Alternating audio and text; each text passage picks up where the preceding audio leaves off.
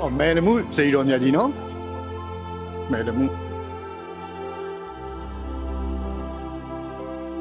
ကဲကျွန်တော်လည်းရန်ကုန်မှာနေတာရန်ကုန်ရောက်တာရန်ကုန်မှာနေပြီး3နှစ်လောက်ရှိပြီ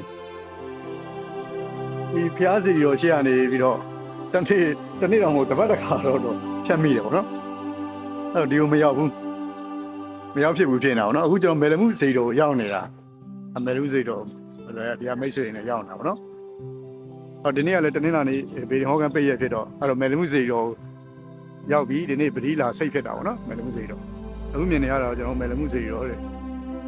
မယ်လမှုစေတော်ရဲ့တမန်ကြောင်းနေတော့ကျွန်တော်လည်းတေချာမသိဘူးပေါ့နော်အဲ့တော့မယ်လမှုစေတော်မြတ်ကြီးကိုကျွန်တော်မိတ်ဆွေတွေဖူးမြော်ကြည်ညိုလို့ရအောင်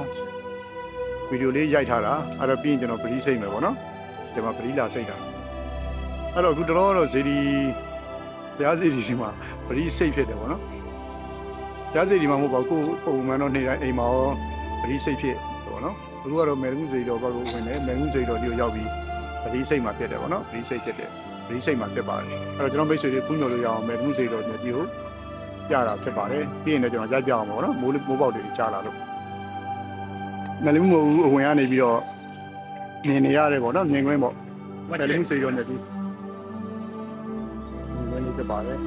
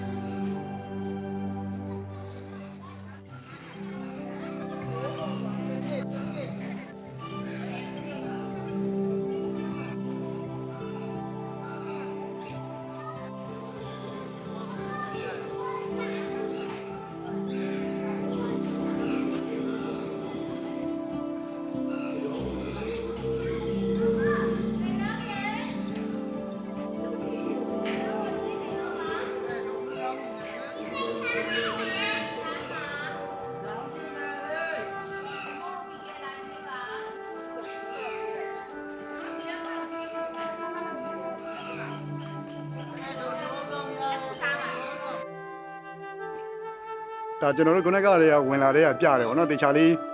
ရိုက်လို့မရလို့ဗောဒါမယ်လမှုစေရောကြီးပဲအဲ့တော့ကျွန်တော်မြောက်ကလာနေဖြတ်သွားရင်မြောက်ကလာကျွန်တော်တို့ဒါအစင်းမီးပွိုင်နာမရောက်ခင်ဗောနော်မြောက်ကလာမှာကျွန်တော်တို့မယ်လမှုစေရောကြီးဆိုတာရှိတယ်ဗောနော်မယ်လမှုစေရောကြီးရှိတယ်အဲ့တော့ကျွန်တော်ဒီနေ့ပိတ်ရက်ဒီဟောကန်ဒီနေ့ပိတ်ရက်လည်းဖြစ်တယ်တနင်္လာနေ့ပိတ်ရက်ဖြစ်တဲ့အတွက်ဗောနော်အဲ့တော့ဒီကိုကျွန်တော်မိတ်ဆွေတွေနဲ့ရောက်ဖြစ်တာပေါ့နော်ကျွန်တော်လည်းဒီရှေ့ကဖြတ်သွားနေတယ်မယ်လမှုစေတော်ကြီးကိုမရောက်ဖြစ်ဘူးပေါ့နော်မဝင်ပြဘူးဖြစ်နေတယ်အဲ့တော့ဒီနေ့တော့ဒီမှာပရိလာစိတ်ဖြစ်တယ်အဲ့တော့တလောတော့ကျွန်တော်လည်းဒီမှာလိုက်ပြီးပရိစိတ်ဖြစ်နေတယ်ပေါ့နော်ဒီမှာလိုက်ပရိမစိတ်ဖြစ်တယ်ပုံမှန်တော့ကိုဒီ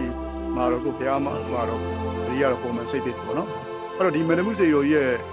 တမိုင်းကြောင်းတော့တခြားမှားဝမ်းမှာဆိုတော့ကျွန်တော်တခြားပြောပြလို့မရဘူးပေါ့နော်